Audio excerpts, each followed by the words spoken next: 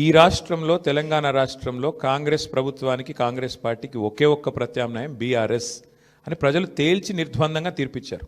దాదాపు నాకున్న అవగాహన మేరకు మాకు 38-39% ఓటు వచ్చినట్టుంది. ఇప్పుడు కూడా ఇంకా ఫైనల్ అయినట్లేదు.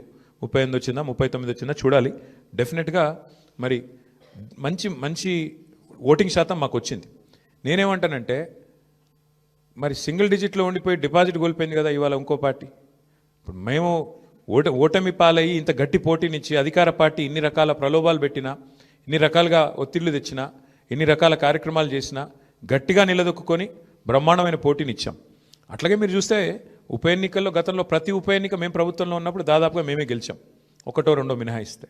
కాబట్టి ఇవన్నీ కూడా జరిగే వ్యవహారాలు. దీన్ని అంత ఇది చేయాల్సిన అవసరం లేదు. పార్లమెంట్ తర్వాత సమీక్ష చేసుకున్నాం. పార్లమెంట్ తర్వాత ఒక్కొక్క నియోజకవర్గం సమీక్ష చేసినాం ఏం జరిగింది అని. పార్లమెంట్ ఒక అసాధారణమైన పరిస్థితిలో జరిగింది. అప్పటికిప్పటికి వచ్చిన తేడా మీరు చూస్తే బీఆర్ఎస్ఏ ప్రత్యామ్నాయం, బీఆర్ఎస్ఏ ప్రధాన ప్రతిపక్షం అని ప్రజలు ఈ జూబ్లీహిల్స్ ఉప ఎన్నికతో స్పష్టమైన తీర్పిచ్చారు. సరే, సహజంగా గెలుస్తామని ఆశించాం, కొంత నిరుత్సాహపడతాం డెఫినెట్గా ఓటమి పాలైనప్పుడు, కానీ నిరాశ లేదు. అది నేను చెప్పేది.